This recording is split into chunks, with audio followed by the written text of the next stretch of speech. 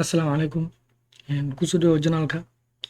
Maanta waxaan isla dhisaynaa application-ka waxaa loo isticmaalaa in lagu qorto jadwalada. Sida inta ugu jeedin magaciisa waa to do app. Waxaa lagu qortaa jadwalka maalinlaha ah. Marka application-kan wuxuu kaa saacidayaa inaad ku qorato jadwalkaada maalinlaha ah si fudud. Hadda waxaa inoogu qoran halkan shan jadwal oo ay ka mid yihiin bio inclusive, exercise, coding, sleeping oo aan soo gashanay. Sidoo kale aad iska delete karto mid walbo aad ku soo darsan karto kuwa cusub. Sida waxaa ka soo qaadaa inaad workout aad sameynaysid sidoo kale inaad qoratay waad ku soo darsan kartid. Mid walbana sidoo kale wuxuu leeyahay qayb laga delete ayuu leeyahay. Qaybtan kalena waxaa waaye qayb sirjiga ah oo aad ka sirji garaysan kartid jadwalkaada kugu qoran. Haddii aan hadda fiirino qaybta sirjinka waxaa ka sirji gareen exercise oo kale uuna inoo soo qabtay. Mid kasta rabtid meesha ayaa ka sirji garaysan kartaa wuuna kuu soo qabanayaa. Marka sidoo kale responsive waaye waxaa lagu isticmaali karaa taleefanada iPad-ka iyo laptop-ka labadaba. Functionality taleefanka sana ugu soo muuqanayaa. Marka application-kan waxaa isla sameynaynaa bilow ilaa dhammaad. Marka aan isla sameyno. Marka waan isla dhisaynaa. Marka intaanan bilaabin ka hor waxaa sameysaa inaad ku soo xiratid linkigan oo Fonty Awesome ah. Wuxuu naga saacidayaa inaan soo qaadano icons-ka. Marka linkigan free waaye waxaa ka soo qaadanaysaa Fonty Awesome website oo hadda ku tusi doono. Sidoo kale waxaa u baahannahay Google Fonts oo aan ka rabno farta. Marka hore waxaa soo qaadanaynaa Google Fonts-ka. Ka rabnaa farta lato.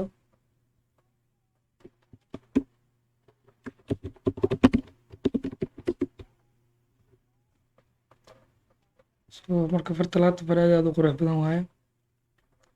Sidoo kale icons-ka waxaa ka soo qaadanaynaa dhahan Fonty Awesome oo iyadana free ah. Lato waa kana waxaa ugu baahannahay 3 size 300 iyo waxaa kaloo ugu baahannahay 400 iyo 700 ba. Marka labadan option waxaa ku siinayaa inaan kaga soo xiratid HTML-ka iyo inaan kaga soo xiratid CSS-ka. Marka annaga waxaa kaga soo xiranaynaa qayb CSS-ka linkigana qaadanaynaa.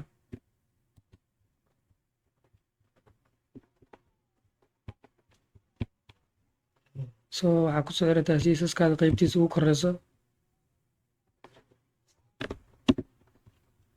Waxaa kaloo u baahan tahay dhahnay linkigan oo Fonty Awesome website ah. Website Fonty Awesome waa kana.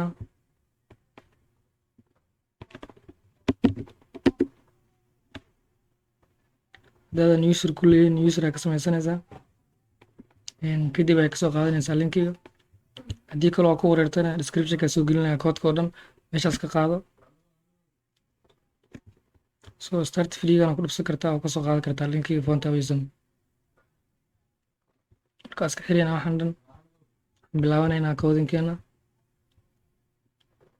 Marka function-ka ugu horeeya waxaa ka bilaabaynaa qaybta ugu koreyso ee heading-ka. Waa isla dhisi doona qaybtan ugu koreyso. Waxaa isticmaalaynaa tag header-ka ah. Waxaan rabnaa inaan soo gelino magaca application-keena iyo qaybta search bar-ka ugu horeysay sida aan ka arki karno website-ka inta. Header-kan ugu horeysa ayaan ka bilaabaynaa 2 qayb oo lahaa oo qayb search ah iyo qayb magaca website-ka ah.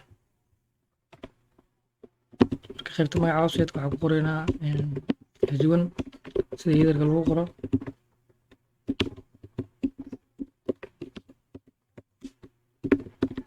Magacayna to do app oo ahay. Marka boxkan sirjiga waxaa u sameysanaynaa rubber noo hayo. Waxaa ka dhiganaynaa div. Waxaa wala baxaynaa sirji box. Marka halkan waxaa u baahannahay inaan soo gashano input field-geena oo aan form ku isticmaalayno. Form-keena wuxuu lahaan doonaa dhahan input.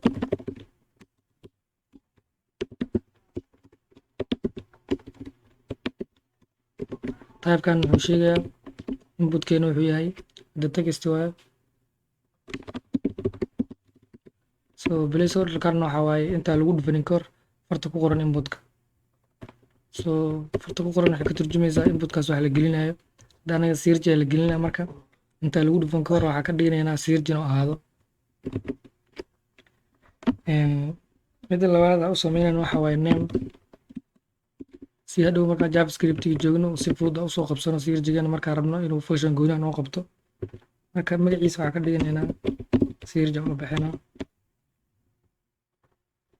So sidoo kale formkeena waxaa u baahannahay inuu lahaado icon. Sida inta ugu jeedaan iconkan inuu lahaado. So pagekeena kan waa page ka cad waa midkan waxaa waa website ka rabno inaan dhisno waa sawir ka qaadanayno. So marka iconkan waxaa ka helaynaa waxaa naga saacidaysa font awism oo linkigeeda inta noogu jiro. So marka icon walba rabna magaciisa bisa sheegaynaa. Waxaa lagu soo geliyaa by class name. Iconkan waxaa la dhahaa sirji.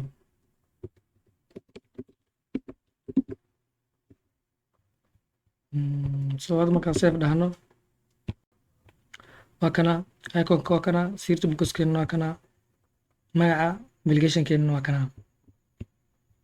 So markaan waxaan tegaynaa style sheet-ka si aan u install gareysano qaybteena kore ee koowaad. So marka hore waxaad ka saxeynaa globalka starkan wuxuu sheegayaa all the elements oo dhan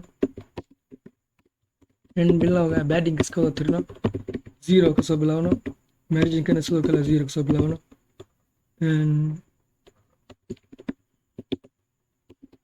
Box sizing-kana uu border box ahaado inaa element kasto padding-kiisa in laga jaro widthkiisa dhan. So midda labaad oo soo deganaa waxay tahay body-giina guud colorkiisa inaa blue ka dhigno. Hadda ujeedaa body-ga wuxuu noqday blue. So font family farteen waxaa qaadanaynaa fartii laata ahayd oo Google Fonts-ka kasoo qaadanay. So haddii browser-ka laata laga waayana uusan serif qaato. Sidoo kale waxaa specify gareynaynaa farta colorkeeda caadiga ah inuu white ahaado. Hadda marka hadda ayaa bilaabanaynaa shaqadeena oo headerkiisa koowaad. So marka sida wada arkaysaan headerku wuxuu ahay guduud u ahay. Hadda markaan save dhahno headerkeena wuxuu noqday guduud. So sidoo kale magaca website-keena iyo sirji bookska si u kala qaataan labada qayb waxaa ku bandhiganaynaa flexible box.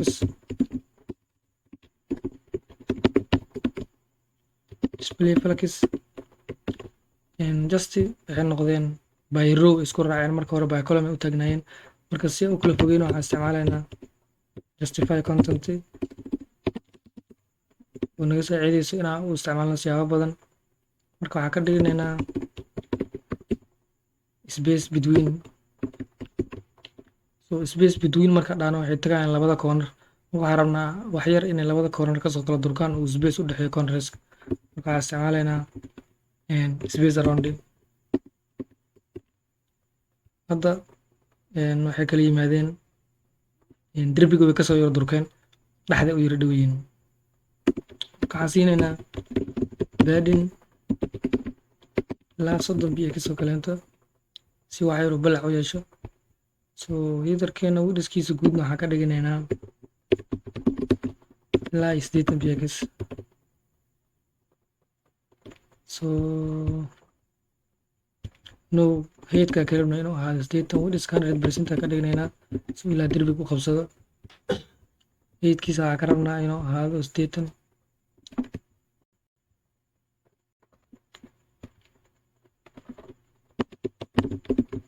So headkiisa 80 px aada dhahna. Markaan isku fiirino dhererka labada xabo midkaana yar. So waa yareynaynaa widthkiisa ama headkiisa. Headkiisa waxaa ka dhiganaynaa automatic so marka waxaan rabnaa inaan qurxino sirji boxka meesheeda.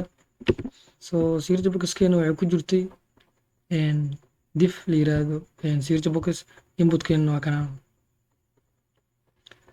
marka hore si aan u aragno waxaan soo qabsanaynaa classkeena sirji box si aan ugu bedelno. marka si aan u aragno classkeena intuu la egyahay oo sameynaynaa background ka duwan headerka uu ku jiro. backgrounddiisana waxaan ka dhigaynaa green oo kaleeto si aan u aragno. hadda kaasa so marka waxaan sameynaynaa waxaan rabnaa text inputkeena inuu dhexda yimaado oo uu elementiga uu ku jiro dhexdiisa u yimaado. marka waxaan isticmaalaynaa wax la yiraahdo line height si aan u keeno dhexda. waxaan ka dhiganaynaa hal kama soo durkinayo, kor ayuu kusoo bilaabo. labaan ka dhiganaynaa, laba dhexda noo keeno. so marka waxaan u sameynaynaa padding oo top and bottomkiisa padding inaan ku darno ma rabno. marka waxaan rabnaa left and right kiisa inaan padding ku darno. so left and right waxaa kaloo kor marka hore zero siino, left and right kana waxaa siinay b state bx yaa u aragno isbedelka dhexda uu soo wada galay. left and right wuxuu lahaaday space fiican. waxaan rabnaa inaa borderka angleskiisa inaan soo qaloocina rabnaa. isticmaalaynaa border radius 5bx oo kale kasoo qaad. 5bx oo kale kuma qurxoono. marka waxaa sameynaynaa marka hore inaan u yeelno height inaan u yeelno. heightka waxaa ka dhiganaynaa 35bx. hadda marka border radiuskiisa waxaa soo qaloocin karnaa 35bx anagoo ka tusaale qaadanayno heightkiisa. so marka hadda wuu yaro qurxan yahay. waxaan usoo jeesanaynaa text inputkeena hadda wuu kusii dhex jiraa.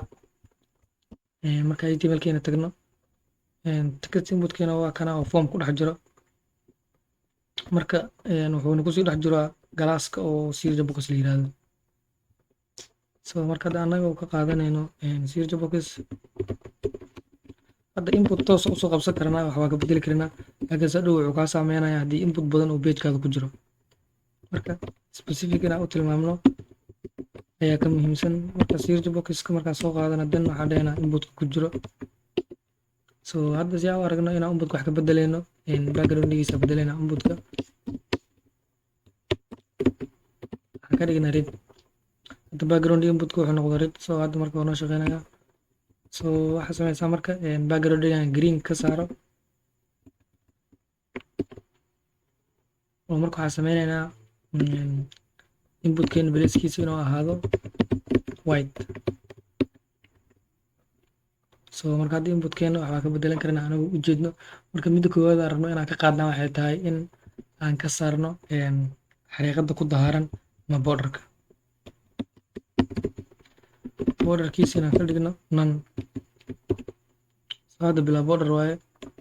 sidoo kale waxaan rabnaa marka hadda ku dhufano waxaa soo baxaya border oo la yiraahdo outline.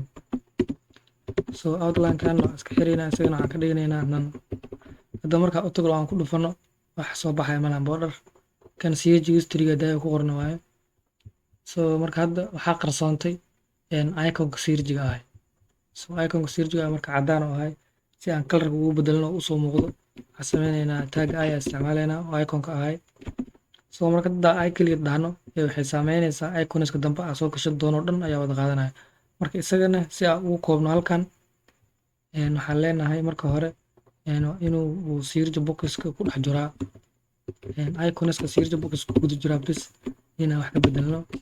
so hadda marka hadda qaadano colorkeeda waxaan ka dhiganaynaa inuu noo ahaado blue. so hadda iconkeena waxaa waaye blue waaye. marka qoraalkan hadda ku qoran sirjiga markaa ku dhufano uu baxaayo. marka hadda wax ku qoran oo kale marka qoraalkan waxaa waaye place orderka waxa ku qorna. so sidoo kale isagana si wax ugu bedelno waxaan isticmaalaynaa sirji box input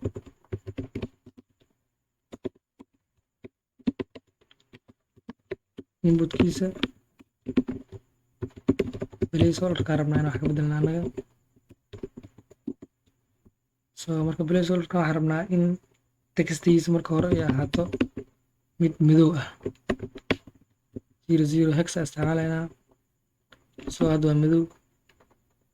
sidoo kale waxaa kaloo bedelaynaa. So headerka still islama eko oo midkaana yara weyn. So marka paddingkan aan 30 siina, waxaan siinaynaa 10, waxaan siinaynaa 20. So marka hadda labadii header hadda marka waa isla egyihiin. So marka waxaa kaloo hadda aan wax ka bedelaynaa h1ka in farteeda wax yar ay weyd yeelataa rabnaa anaga. So point weydkeeda boulder ka dhiganaynaa si ay usoo yaro weynaato. So marka waxaa u imaanaynaa caloosheenna oo aan ku qoran lahayn listiga.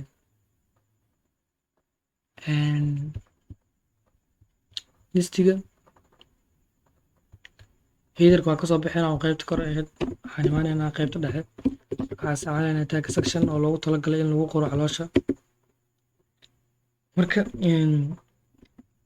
waxaan isticmaalaynaa waxay ahayd qaybtan oo aan gashan lahayn listigeena ama to do listigeena meesha unoo gali lahay caloosha kore. So marka waxaan isticmaalaynaa listi aan isticmaalaynaa another listi ah. marka hore waxaan rabnaa container aan gashano listigeena. samaysanaynaa div yiraahdo container oo aan gashan doono ama dhexda noo keeni doono itemskan. So marka hadda aan gashanaynaa ulka ligana waxaa waaye elementigii listigii loo isticmaalayo ama lagu soo geliyo listi items. So marka waxaa hadda u baahanna waxaa waaye labada shay oo ah in itemka lasoo geliya iyo iconkiisoo wato iconka delete, oo markii deletena lagu dhufto iconkii baxay meeshaana uu yahay magacii listiga ama listigaada. So marka labada shay u baahanna waxaa waaye documentigana geysanayna marka hore. So mid koowaad u baahanna waxaa waaye span waxaa u isticmaalana waxay tahay inline wax lagu qori karaa. elementyada waxay kala leeyihiin html elementyada wuxuu kala leeyahay block level element iyo wax la yiraahdo inline element. marka inline elementiga waa la isku dul qoraa, waxaa la iskugu dul qori karaa hal line, halka block level elementigana uu hal line qaadanayo oo aan leenkiisa mid kale lagu dul qori karin. macnaha hadda midkan sida u jeedid kan waa element oo listi waa isaga dhan, laakiinse kan waa span, kanna waa icon. si walba ahaato midka block level elementiga waa laga dhigi karaa inline, midka inlineka ahna waa laga dhigi karaa block level elementiga. marka hadda listiga ugu horeeya gashanayna waxaa dhahanaynaa inuu ahaado shopping. midka labaadna waxaa waaye inaan soo gashano iconka way naga saacidaysaa dhahnay font awesome. So marka iconkan kaaskiisa qaabka loo soo geliyo waxaa waaye inaan sheegno fa. midkan deleteka waxaa la yidhahdaa trash la yidhahdaa. So marka listigana koobiyeysanayna ilaa iyo 4 xabo camal ama 3 xabo aan ka rabno inuu noo soo muuqdo bes. So 4 xabo aad ka soo gelinay. hadda markaa safe dhahno listigiina waa kana hadda isagoo aan diyaarsanin oo sidan ah. So stylingkeena u imaanaynaa. marka waxaan rabnaa marka hore inaan dhexda keensano itemskeena waxay noogu jireen classkan amise kale div taggan la yiraahdo containerkaas markaa dhexda keenno marka elementyada dhan dhexday wada imaanayaan. So waxaan soo qabsanaynaa class nameka uu watay oo container ah.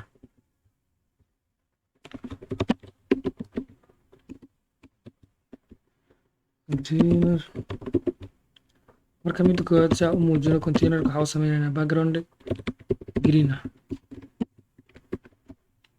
So hadda containerkeena 100% waa widthskiisa, marka waxaan sameynaynaa in widthskiisa aan soo yareyno.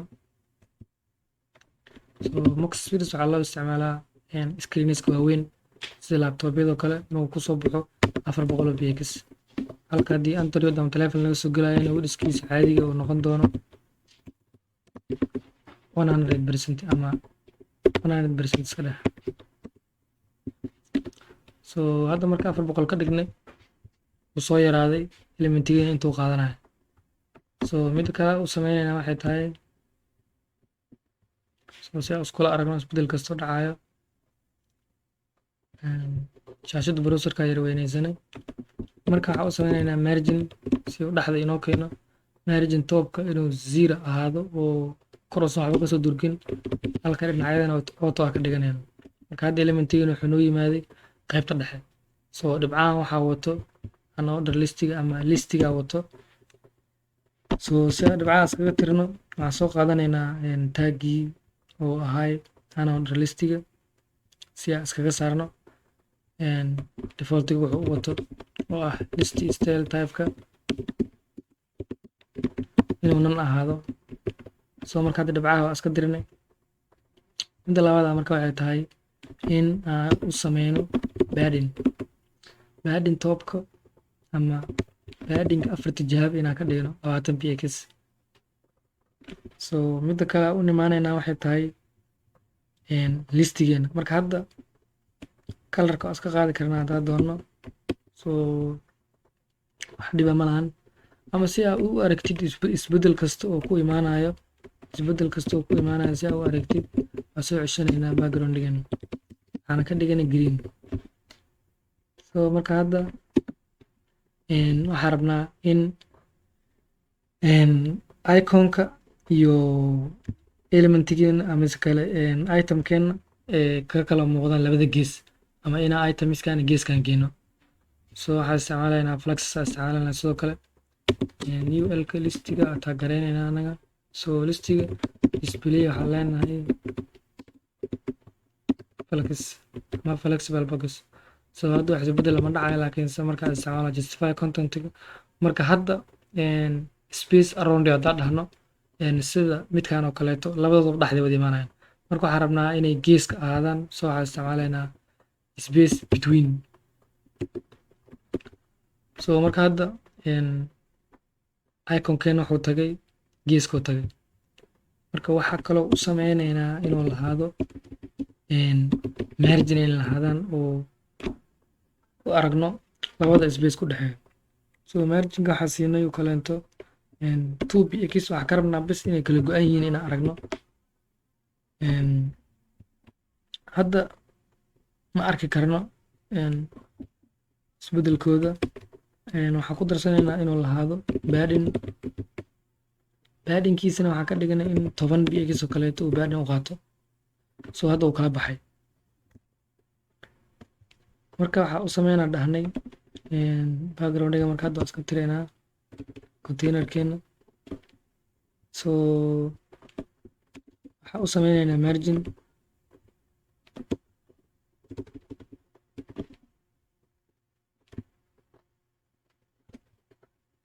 marka hadda waxaa u sameynaynaa background yaa u sameynaynaa anaga listigeena mid walba inuu lahado background. marka waxaa isticmaalaynaa RGB si aan u aragno. waxaan ka dhigaynaa hexa. meeshaan ku dhibsanaysaa si uu hexa kugu noqdo direct hexa. So marka hadda listigeena backgroundgiisa wuxuu noqday daag ayaa soo galay ama buluug oo waxa waaye watiq ah.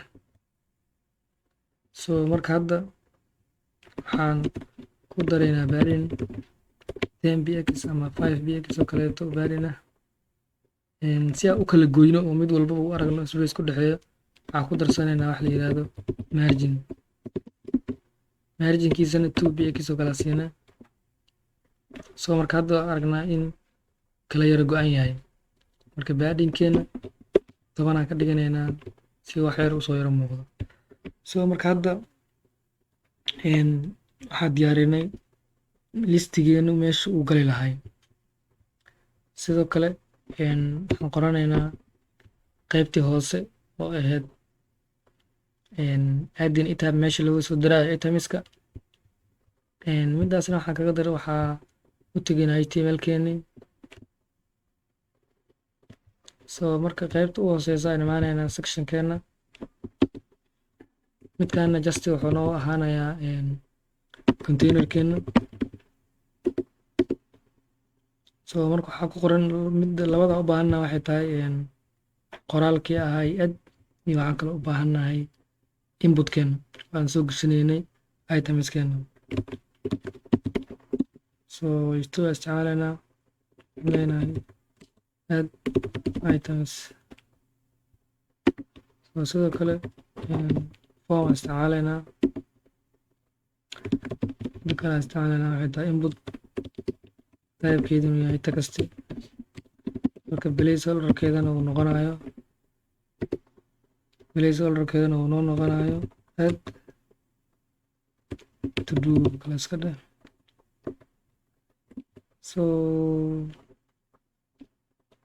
midaan ugu baahna wax icon ah. hadda markaan save dhahno waa kana way inoo soo galeen. marka iyagana si aan u install garaysano waxaan imaanaynaa CSS-keeni. marka waxaan rabnaa inaan marka hore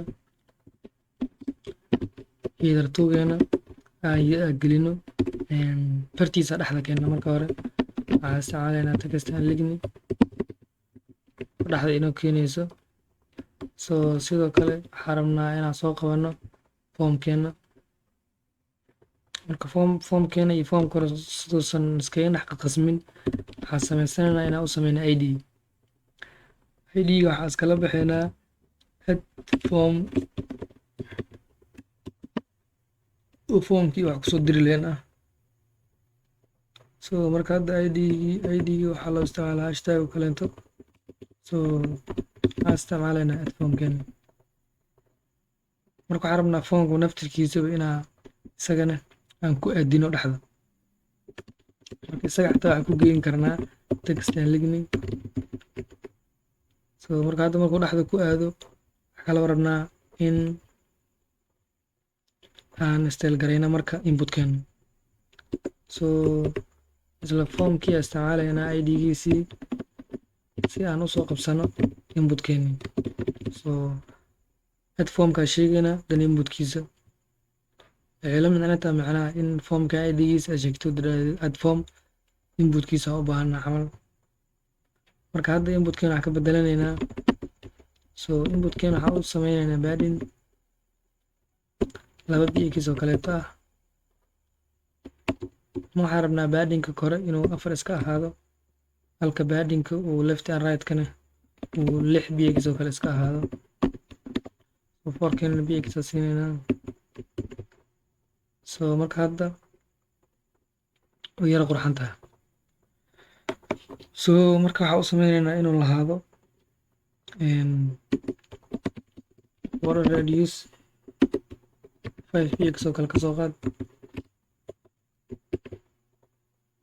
sidoo kale waxaan rabnaa inaan iska tirno borderkiisa oo nan aan ka dhigno borderkiisa. sidoo kale paddingka waxaan ku tijaabinaynaa all the time inuu 8 px ahaado sidaanu ku yaro qurxan yahay wax yar. marka h2-geena inaan ka yaro durkinaan rabnaa waan idhaahno margin oo kaleeto margin bottomka in text fieldiga uu ka yaro durko 10 px oo kaleeto si uu space u helo. marka hadda markii lagu dhufto outfillka soo baxayo border uu sameysana markii lagu dhufto borderkeena 4 gees ka soo baxayo. sidoo kale si aan borderkan iskaga xirno inputkeena tegaynaa.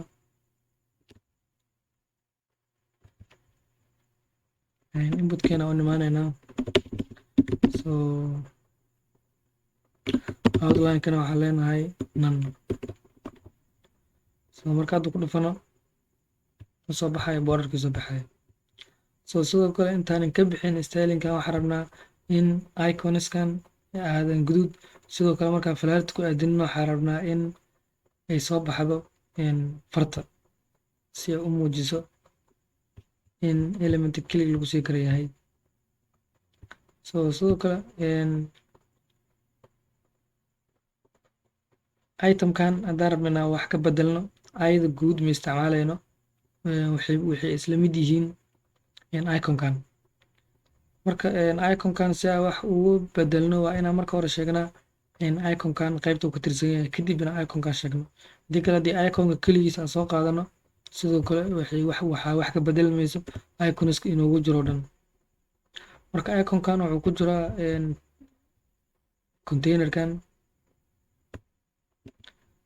containerkan parent elementkiisa ah. So marka hore waxaan soo qaadanaynaa containerkeena, waxaan leenahay container, then iconkeena soo qaadanaynaa. Colorkiisa waxaan rabnaa inuu ahaado guduud. Sidoo kale markii falaarta lagu dul aadiyo, in falaartan ay baxdo ay soo baxdo farta sida linkiyada ama buttonska markii lagu aadiyo farta soo baxayso. Marka si aan u aragno waxaan damacsanahay pointer aan leedahay. Hadda markii cursor-ka aan ku aadino waxaa soo baxayso far qofeed ama gacan yar oo qofeed oo muujinayo inay tahay linkii lagu dhufo karo. Marka kale caadiga falaarta sama laakiin markii lagu aadiyo in lagu dhufo karo. Marka hadda stylingkeena intaan ayuu nooga egyahay. So waxaan rabnaa marka functionalitygiisa ama wuxuu qabanayo inaan u gudubno.